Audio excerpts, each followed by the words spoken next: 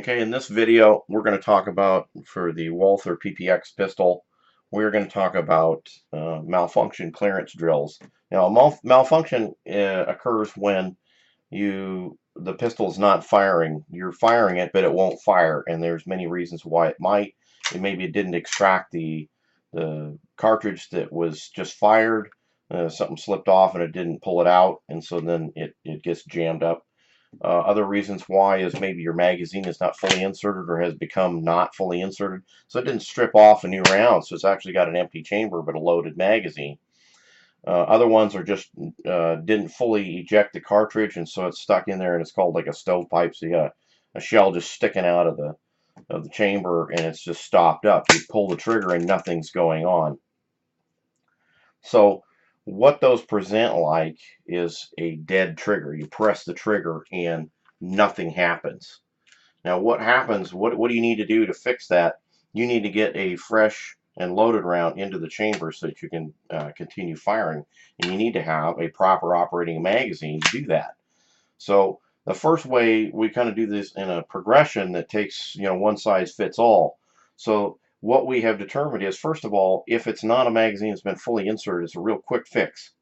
You insert the magazine fully. So we give it we start by striking it on the magazine to fully insert it, and then retracting the slide to load the chamber again. So as you can imagine, this was an empty magazine. If it was a loaded magazine, it would go forward and there would be a loaded round in there. You come back into position and you press the trigger as the test deal at the next target that you're engaging.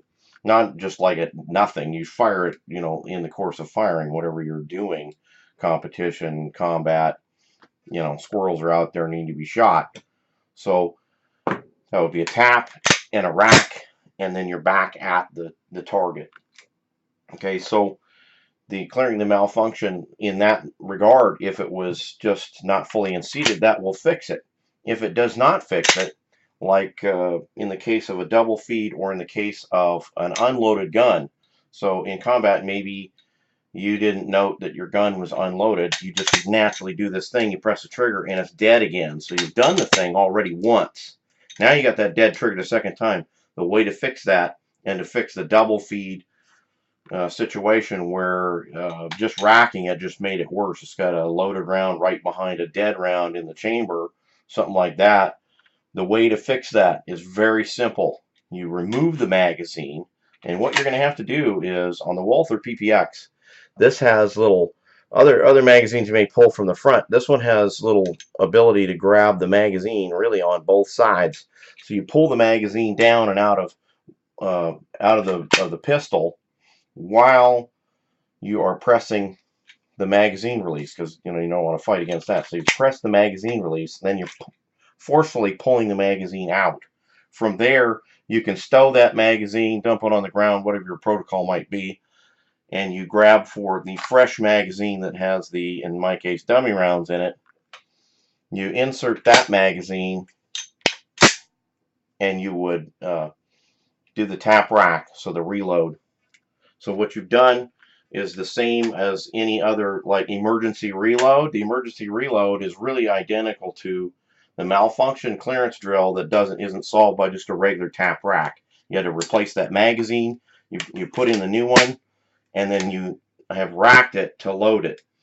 Now in the case of a double feed where it has not extracted a dead shell out of the chamber, when you pull that magazine out, it's going to slam the slide closed on the dead round, which is good because it's going to have a second chance to get that out of there.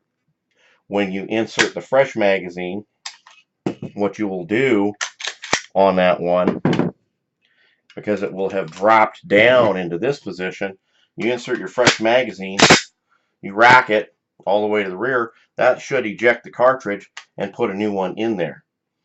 So those will solve basically every malfunction that you could possibly have. Well, not that you could possibly have, but any of the ones that are normally going to be quickly taken care of will be taken care of by that sequence. If you cannot get it to taken care of from that sequence, that's what a second gun is for not for competition, but for combat. At that point, you're either giving up or you're going to have to do something more to your pistol to, really look at it to get whatever problem solved. So, you need a lot of amount of time on that one. In combat, that's why a second pistol.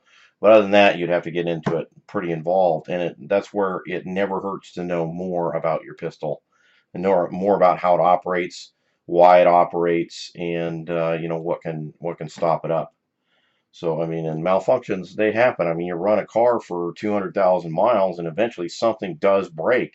It's a pistol is a machine. It gets dirty. It gets, it's not under optimal operating conditions, and something may stop it up, and you need to be able to, it's always nice to know what makes it go again. So we're going to cover uh,